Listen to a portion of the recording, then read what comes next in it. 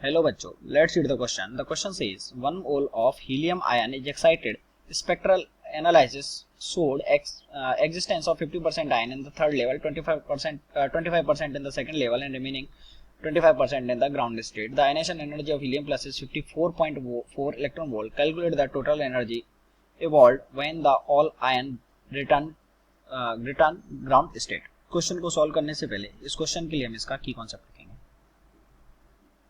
And इस question के लिए जो इसका की कॉन्सेप्ट है that is energy of transition.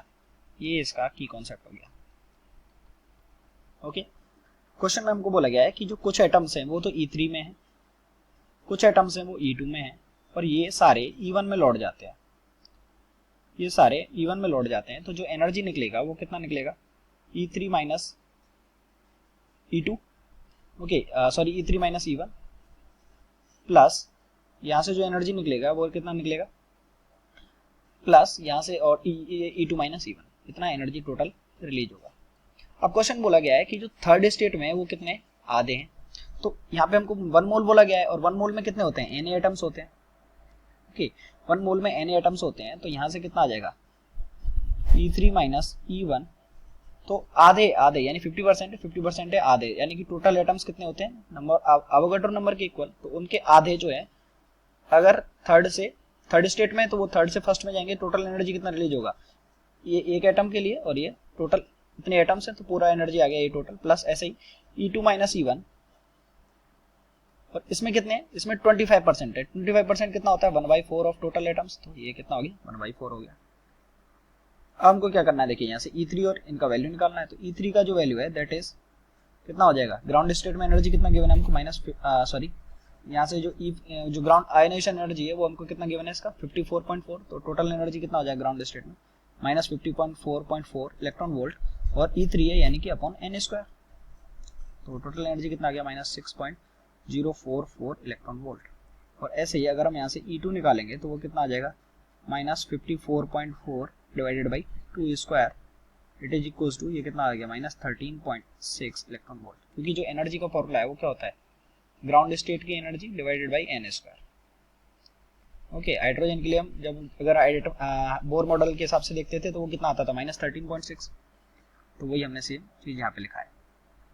अब इसमें जस्ट वैल्यू पुट कर देंगे तो टोटल एनर्जी रिलीज कितना आ जाएगा E3 माइनस E1, तो E3 कितना है माइनस 6.044 माइनस E1, तो E1 कितना है, E1 तो वही ग्राउंड स्टेट का एनर्जी जो कितना माइनस 54.4 इलेक्ट्रॉन वोल्ट, तो माइनस माइनस कितना हो गया प्लस 54.4 इलेक्ट्रॉन वोल्ट। ओके, ये अभी तक इलेक्ट्रॉन वोल्ट में चल रहा है, इनटू ये कितना आ गया 1/2 इंटू Na का value 6.022 into 10⁻23 plus E2 minus E1, तो E2 कितना है, E2 है minus 13.6 minus E1 minus minus plus 54.4, इस वाले इसमें ही मल्टीप्लाई करना है, मल्टीप्लाई बाई 1/4 इंटू Na यानी 6.023 या 22 इंटू 10⁻23, ये हमारे पास आ गया। तो इसको जस्ट सॉल्व कर लेंगे, तो जब इसको सॉल्व करेंगे तो ये आ जाएगा हमारे पास कितना 2.07 इंटू 10⁻25 इलेक्ट्रॉन वोल्ट, और इसको अगर जूल में चेंज करेंगे तो 1.6 इंटू 10⁻−19 से मल्टीप्लाई कर देंगे तो ये कितना आ गया जूल में आ गया, तो ये हमारे पास आ जाएगा 3.316 इंटू 10⁻6 जूल, और अगर इसको किलो जूल में चेंज करना है तो 10⁻3 से मल्टीप्लाई कर देंगे तो वो आ जाएगा 3.316 इंटू 10⁻3 किलो जूल, तो ये हमारा आंसर आ गया। तो 3.316 इंटू 10⁻3 जूल। अगर हम इसको इस तरीके से भी लिख सकते हैं क्या, 331.6 इंटू 10⁻4 जूल। ओके, तो आप देख सकते हैं हमारा आंसर कौन सा हो गया